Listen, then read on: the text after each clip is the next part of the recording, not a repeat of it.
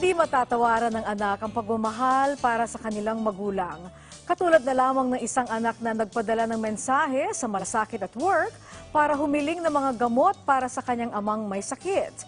Ayon kay Crizel Palermo, nitong buwan lamang nila nalaman na meron na palang tuberculosis, diabetes at UTI ang kanilang tatay na si Tito Ikay.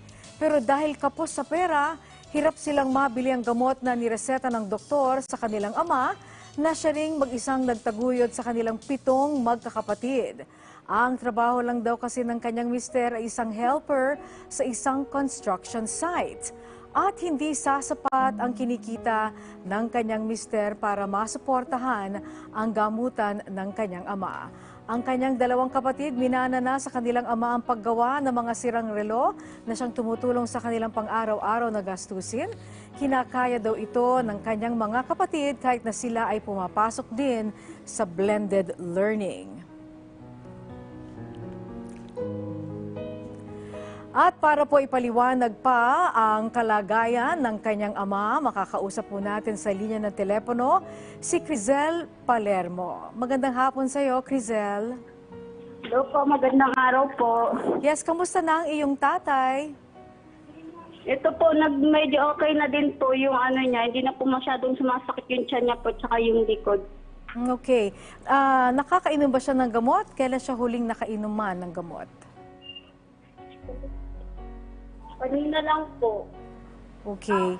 Ano ba ang sabi ng doktor nang siya'y nagpatingin, Crizel? Ano po kasi, actually po yung kapatid ko po kasi yung kasama niya lagi kasi po may anak po ako na hindi ko rin po kasi si Papa maasikaso. Kaya yung kapatid ko lang po yung nakakaalam ng lahat. So sa ngayon, meron nakita namin sa picture kanina, meron kang 2 kapatid na gumagawa din ng mga relo. Tama ba? Opo, yung 2 ko pong lalaki na kapatid. Ilang taon na sila? Ano po, 14 years old po tapos 17. So 14 at 17 at sila'y nag-aaral din pero marunong na sila. Ito'y kanilang natutunan mula ba sa inyong ama? Opo, kasi bago pa po magkasakit si Papa, tinitraining na din po sila kung sakaling ano po. Ayun nga po yung magka-problema po si Papa, kaya ito po natutunan din po nila kahit papano. So si Papa mo hindi na nakakapagtrabaho ngayon? Hindi na po kasi may bago na rin pong asawa si Mama. So wala na ang mama mo dyan sa bahay? Wala na po. So ilan kayo ngayon na magkakapatid at magkakasama dyan sa bahay? Actually po yung mga kapatid ko po, 5 lang sila dito. Tapos ako po, may sarili na po akong pamilya, pati po yung ate ko. Oo, pero kayo, bumukod na ba kayo or dyan pa rin kayo tumitira? Paano po, nakikitira lang po kami sa biyanan ko. Okay. So paano naman, kinakaya ba talaga na magkapatid mo, 2 mong kapatid, ang mga gastusin dyan sa bahay? Sorry, paano po yan? Oo, yung 2 mong kapatid, yun lang ang tanging kanilang inaasahan, itong kanilang watch repair shop? Opo, ito lang po. Pati po yung mga pagkain, tapos mga bills po. Yun na lang po yung inaano namin dito sa nakukuha po sa kita dito po sa relo. Oo, so pagdating sa gamot, medyo mahirap na bang bilhin? Dahil lagpas na yan sa inyong budget? Opo, pati po yung gamot dito na rin po kinukuha pag may sobra po. Pero may may mga kapatid rin po si Papa na tumutulong din para sa gatas tsaka po. Gapa pong reseta. Alright, sige. So diyan ka lang, Crizel, at para matugunan ang iyong hiling, makakausap po natin ngayon si Director Irene Dumlao. Siya po ang spokesperson ng Department of Social Welfare and Development. Magandang hapon po, Director Dumlao. Magandang hapon po, Ma'am Angelique, kayo din po kay Crizel at sa lahat po na sumusubaybay ng inyong pong programa. Yes, narinig niyo po ba ang panawagan ni Crizel para sa kanyang ama na meron pong na-diagnose na meron pong TB, bukod pa doon meron siyang UTI at meron din po siyang diabetes. Ano po maaari nating maitulong sa kanya? Yes, narinig po natin ang naikwento nga po, naibahagi ni Ms. Crizel regarding yung sitwasyon ng kanyang ama.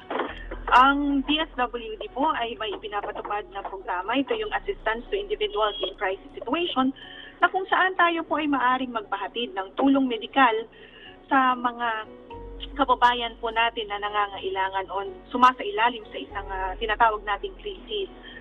Ang medical assistance po mula sa or under the Assistance to Individuals in Crisis Situation ay maaari po nating maipahatid sa mga kagaya ng tatay nga ni Crisel. Ang mahalaga lamang po, Ma'am Angelique, ay ma-assess po siya ng ating mga social workers at yung pong mga requirements kagaya po ng reseta ng gamot o any other medical and laboratory needs ay maipahatid po natin o mai-attach doon sa ating request para naman po agaran nating matugunan ang kanila pong pangangailangan. Okay, so ano po ang maaari niyong maipayo sa kanila? Lalo na kasi normally ang kasama ni tatay ay ang kanyang isang anak, ano, na sumasama sa kanya. Anong maipapayo niyo po? Yes, Ma'am Angelique, base po doon sa napag-alaman natin, sila po ay taga Montalban, Rodriguez, Rizal. At meron naman po tayong SWAT office sa Field Office Calabarzon sa may Kapitolyo po ng Antipolo. Maari pong magtungo doon ang anak ni tatay o sino man po yung kanyang representative na maari pong mag-process para nga mag-process ng mga requirements para naman po mapahatiran natin ng tulong ang pamilya po niya. Oh, so hindi na po kailangan ng anak po niya na magtungo pa po sa inyong opisina? Tama po, Ma'am Angelique. Meron nga, gaya nga po ng nabanggit ko, meron po tayong SWAT office sa may Kapitolyo po ng Antipolo at maaari po silang magtungo doon. Dalhin lamang po yung kung nabanggit ko, no, yung pong reseta ng gamot o any other medical or laboratory documents that will support yung pong request nila for medical assistance. So, Direktor, dahil ang TB po kadalasan 6 na buwan, hindi po ba ang gamutan na yan? Makakayanan po ba ng DSWD na talagang mabuo po natin itong ayudang ito sa kanila? Yes, Ma'am Angelique, gaya nga po ng nabanggit ko, batay doon sa magiging assessment ng ating social workers at batay din po doon sa clinical abstract, no, or yung medical certificate na isusumiti po nila at yung pong prescription na binigay po ng attending physician at yung any laboratory request, no, at yung kung magsasagawa rin ng ating social workers ng isang social case study upang matingnan nga po kung magkano yung ipapahatid na tulong sa kanila. Alright, so sige po. So I'm sure monitored po ito ng pamilya ni Crisel at kami po ay nagpapasalamat sa oras na binigay niyo sa amin at sa abangan po nating tulong para po sa tatay nila. Maraming salamat po, Director Dumlao. Hanggang sa muli. At sa mga nais pong humingi ng tulong sa ating pong programa, magpadala lamang kayo ng mensahe sa PTV malasakit@work@gmail.com. At huwag niyo pong kalimutan, mag-iwan ng inyong mga contact number at litrato. Muli, ang tunay na malasakit, laging at work.